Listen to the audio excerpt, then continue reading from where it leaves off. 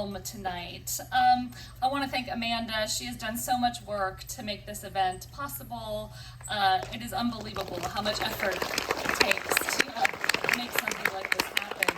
And also Jeff at Larry Edmonds for being my local bookseller yesterday and today. So really appreciate the local independent bookstore. So my contact information is up here. I met some lovely people a couple days ago who said to me, "You don't have an Ursula Parrott Instagram account?" They shamed me into making one on the spot. And yesterday I started off with 5 followers. I'm at 32 today.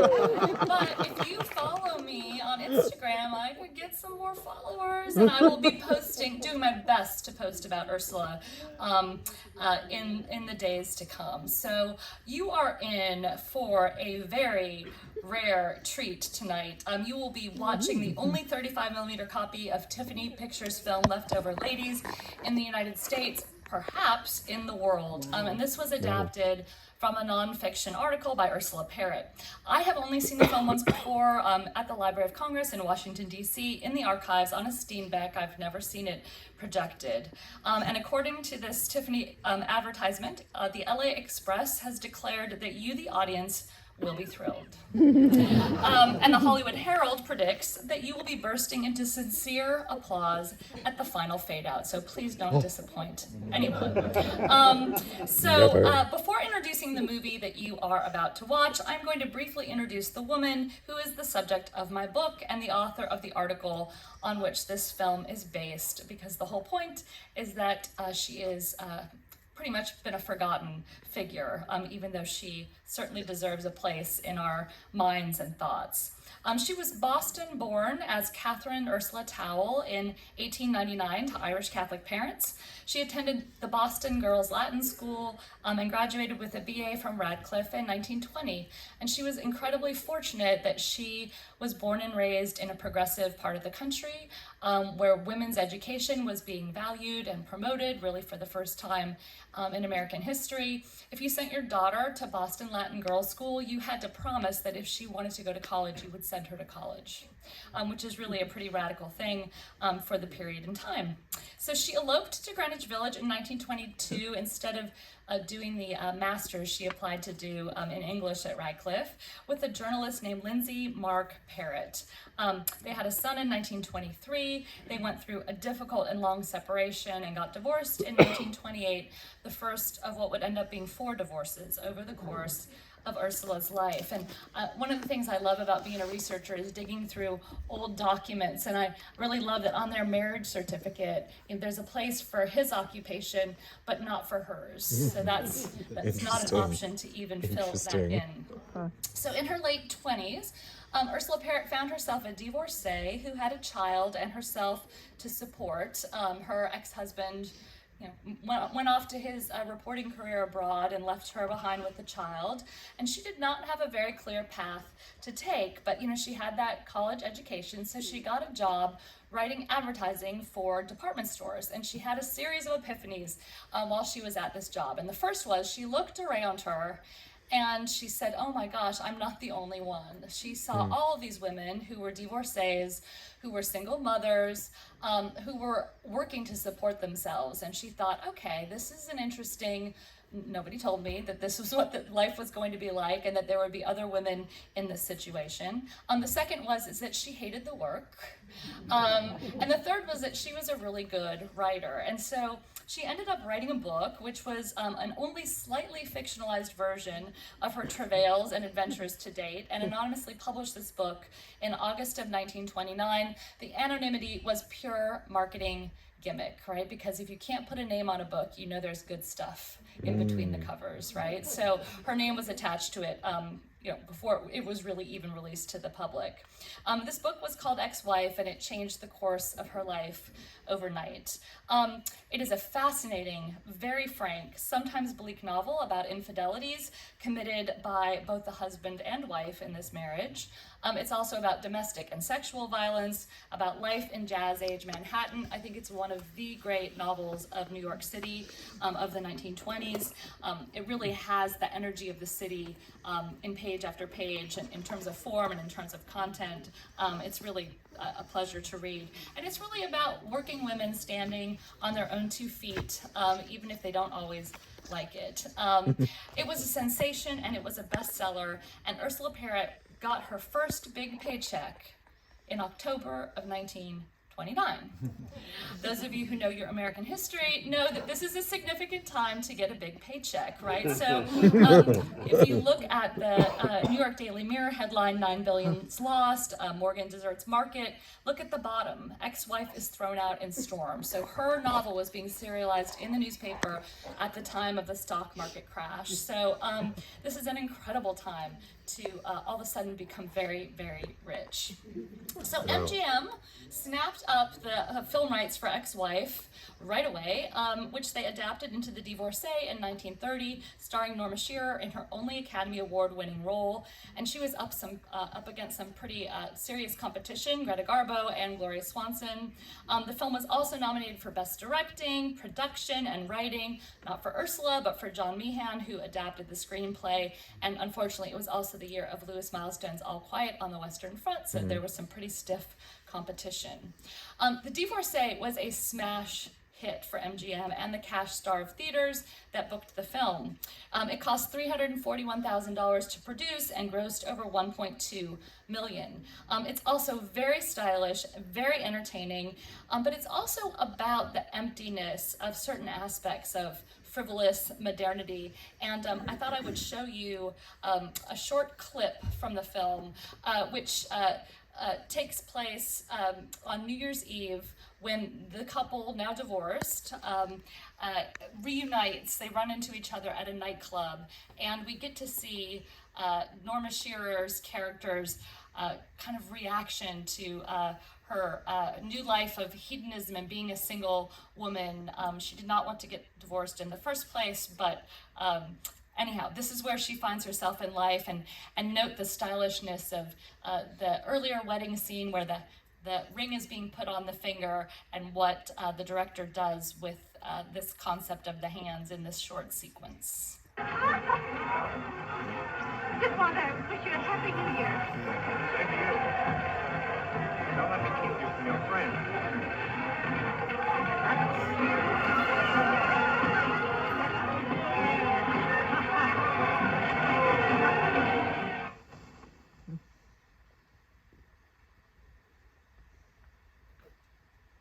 I couldn't think of accepting such a valuable gift. But, my dear, my feeling for you is purely platonic. Really? I've heard platonic love, but I didn't know there was such a thing as platonic jewelry. My dear Jerry, you American women are so cold. Are you sure you can tell whether a woman is cold or careful? Oh, ma bien-aimée, quand je m'abîme dans tes yeux, tu fais battre mon cœur comme aucune femme ne l'a fait avant. Je suis à toi, absolument à toi, éternellement. I don't understand French, but I know the symptoms of high blood pressure in any language. Oh. By the way, Jerry, I see your husband around quite a lot. Oh, yes? Well, the next time you see him, you tell him I'm still holding my own. I didn't know you had a husband, Jerry. I had, but I haven't. Let's drink to his health, the infernal fool. Norma Shearer is really wonderful in this role, and let me just give a plug that the Hollywood Heritage Museum has an incredible collection of Norma Shearer material on display in the collection of Darren Barnes, and I urge you to get over there and see it if you have not.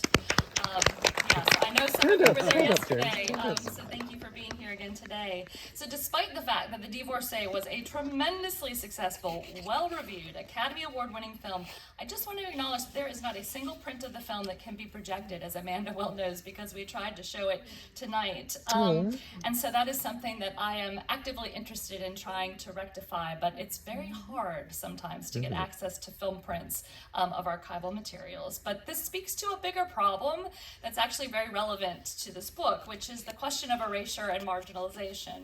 So when I started my research into Ursula Parrott in 2015, there was not a single book of hers in print. And I'm very happy to say the McNally edition has recently republished Ex-Wife. I had nothing to do with this. This was the universe finally doing Ursula Parrott a favor. And I urge you to read it. It's really quite delightful. And I hope that as my introduction will make clear, it's not surprising that Ursula Parrott was marginalized, but it is something that I think if enough people read and talk and teach her, maybe we can fix this problem. So basically from the late 1920s to the late 1940s, Parrott published 20 books, several of them bestsellers, and over 100 short stories, serials that were novel length, and also articles. She made and spent astronomical sums of money during the height of the Depression through the post-World War II years, some of which she earned during brief but lucrative stints in Hollywood, as well as working for movie studios in New York.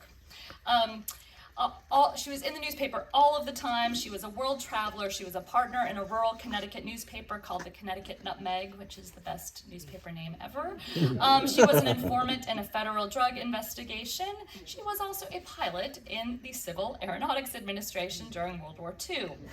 For the most part, she was also a single or unmarried, as it was usually termed, mother with very strong beliefs about child rearing, which she shared with the reading public whenever given the chance to do so, which was also very radical to do in the 1930s. She was also arguably the most famous ex-wife in America and one of Hollywood's most sought-after authors. There were 10 films adapted from Ursula Parrott's work, concentrated in the 1930s by MGM and Paramount, by Universal and Columbia, and then by some Poverty Row filmmakers like Tiffany Pictures and Invincible. And she also wrote a bunch of other screenplays. I don't believe that any were produced, but I'm still digging. I continue to dig. So Ursula Parrott was New York based, and in 1930, as The Divorcee was in production in Hollywood, Paramount hired her to work on screenplays out of their New York offices, assigned at first to Claudette Colbert's unit. She joined a writing team that included Donald Ogden Stewart, who went on to write the Philadelphia Story, and Herman Mankiewicz, who would author that little film Citizen Kane. She made her first trip to the coast in April of 1931, taking the town by storm. Of all the writers brought to Hollywood, Molly Merrick wrote in her column, Ursula Parrott is perhaps coining the most money at the moment. Her stories are sold before she has even so much as a chance to jot her idea out sketchily on paper. She accepted invitations to a writer's luncheon that was covered in the Boston Globe by Mamie Oberpeak, the Hollywood correspondent for the Globe, who celebrated New England's latest arrival, crediting Ursula Parrott with, quote, being the creator of the modern woman. And I'm so blown away by how she was regarded. Everyone was familiar with her. She was the most this, the most that, and then again, kind of disappeared entirely over the course of the decades to come.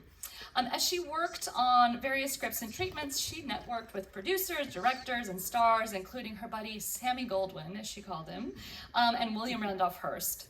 Parrott also got in on the Celebrity Author Act when she renamed Kansas City-born Betty Grable Frances Dean.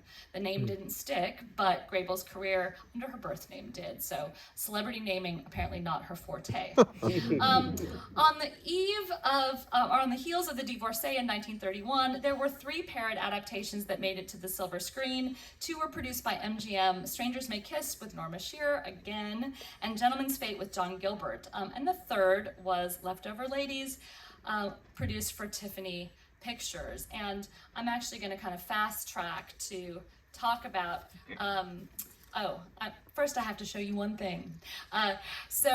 In 1933, Ursula Parrott was one of 10 authors that worked on a film called The Woman Accused with Nancy Carroll and Cary Grant. And it was a total marketing gimmick film where 10 authors each wrote a chapter that was serialized and then turned into a film. But the best thing about this film is that it has an opening celebrity author credit sequence, and this is the only moving image footage of Ursula Parrott that survives. Again, I live in hope that I'm always going to find something more, but I'm going to show it to you, and I'm going to encourage you not to blink. That was it.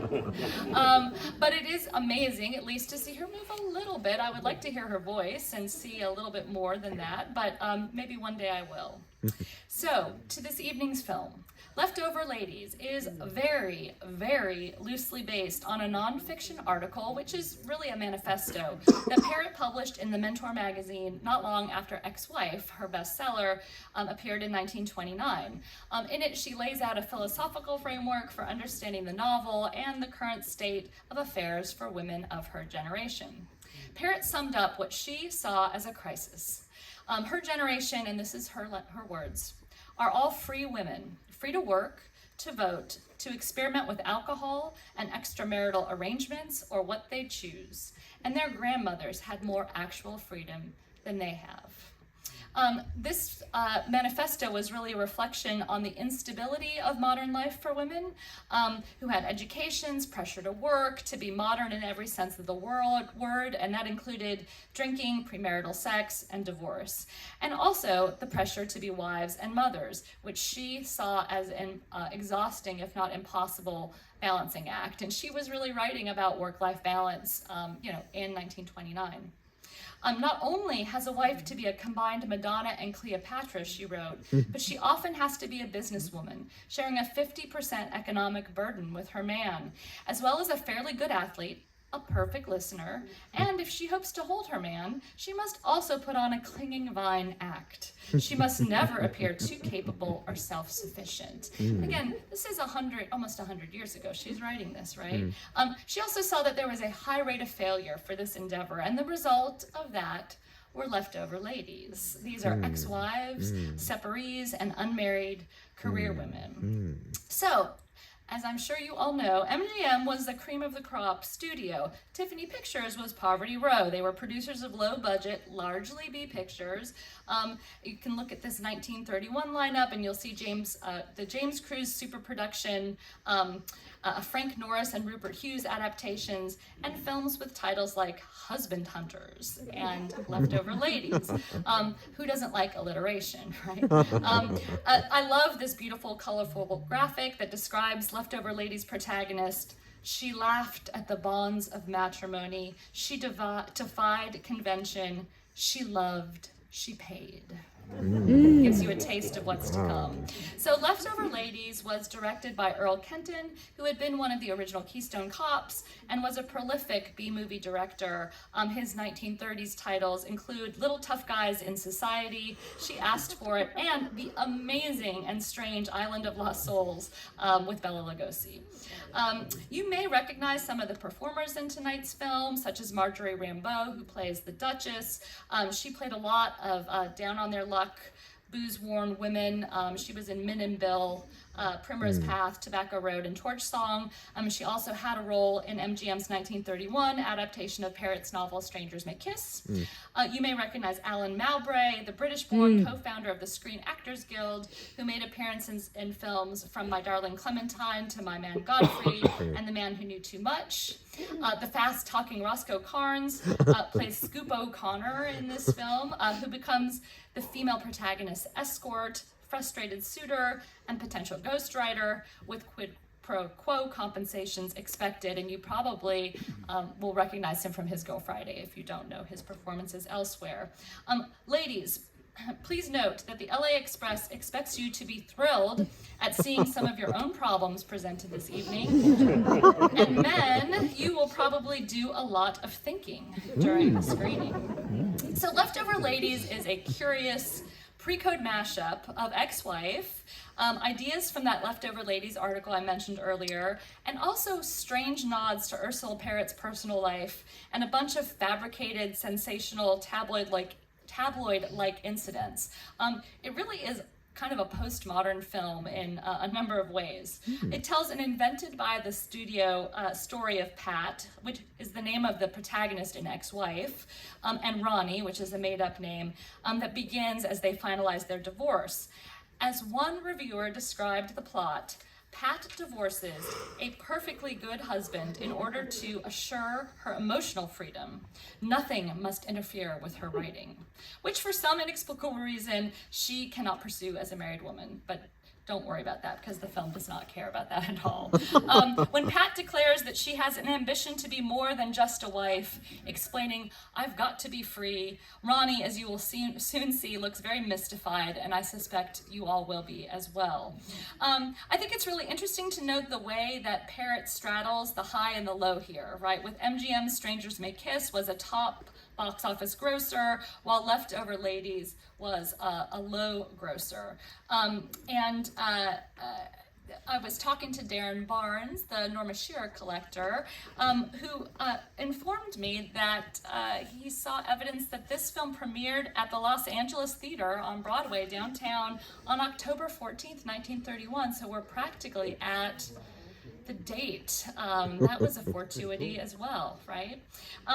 The film was, as one reviewer noted, in tune with the current interest in the Reno divorce machine. Indeed, Leftover Ladies shared ad space with Paramount's 1931, The Road to Reno, and a slew of other divorce-themed movies, the best known of which came out later in the decade, of course, George Cukor's The Women, with Norma Shearer, again, in the leading role, and a slew of other character types, wisecracks, and plot points that could very well have issued from Ursula Parrott's typewriter, though they did not. But where Parrott's nonfiction essay on which the film is based was a very serious attempt to open up a conversation about what she saw as a crisis for modernity for women, the film actually trivializes all such serious pursuits, focusing instead on women looking to snag new and preferably rich husbands or get their old ones back. Insincerity is the film's prevailing ethos, and the script, which Parrott had nothing to do with, perpetuates a series of caricatures of things that she was very earnestly probing in her writing. Leftover Ladies basically turned Parrott's philosophies into second-rate theatrics. I wish I knew how she reacted to seeing this film if she did see it, but I think it's fair to say that she would have especially hated the ending, and in this, she was not alone. In Missouri, one reviewer proclaimed that Leftover Ladies was one of the most enlightening dramas of modern feminine problems. But Marguerite Talazar of the New York Herald Tribune, who was an admirer of Ursula's writing to date, was not having what Leftover Ladies was serving. Deeming the film a betrayal of Parrott's radicalism in domestic affairs, she characterized Leftover Ladies' ex-wives as an unhappy, mercenary group yearning for their former spouses and the security they offered. She detested the film's conclusion and saw through the film's vapidity, noting its belittling exploitation of serious ideas, failed marriages and divorce, alcohol abuse, and even suicide, at a time when conversations about women's uncertain fate in the age of divorce needed to happen in public forums of all sorts, including and perhaps even especially in the movies.